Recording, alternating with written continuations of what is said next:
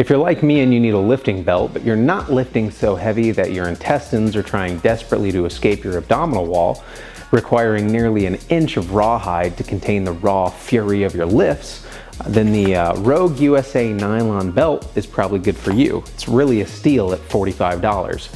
Now, if you're pulling more than 500 pounds off the ground in a deadlift or squatting above 400, I honestly have no clue what belt's for you. I don't lift that heavy.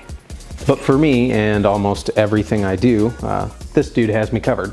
Prior to the USA model, I had this original $20 nylon belt from Rogue, which is an amazing price. I loved this belt. I used it constantly. And then one day, while I was attending the commercial gym, I was setting up to do some Olympic work, and I noticed some complete animal stinking up the place. Long story short, I was the animal. After a year of using this and it absorbing my sweat and my stink, anytime a little bit of moisture would hit it, it just couldn't contain it anymore, and it needed to be retired.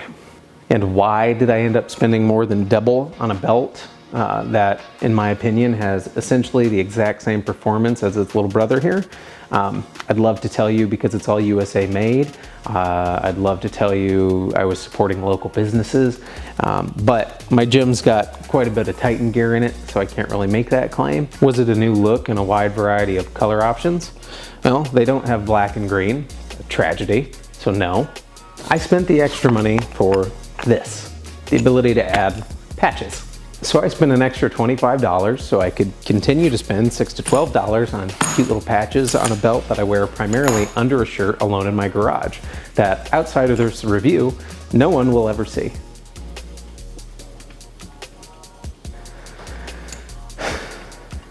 I suddenly feel like I need to call my financial planning brother-in-law. So my main concern with buying these nylon belts was the fact that they're Velcro. I have a couple of cheap weighted vests that anytime you do a squat or you're doing like high rep push-ups, the Velcro tends to pop open. And on a vest it's annoying, but with a belt that could be really dangerous if you're underweight. Not with this guy though, either of them really. Even when I tighten this down enough to look like a zip-tied sausage, these things hold tight.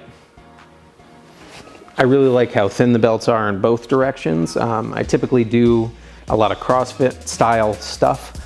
So when I'm cycling through a workout, if I need a belt, I don't usually need to take this off at any point during the workout.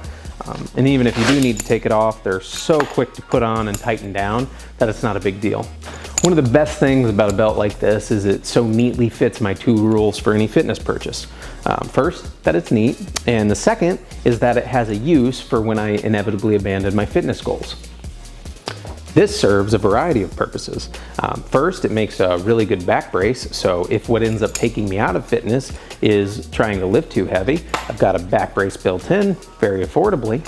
Obviously it's not designed for that, but you got to use the tools you have.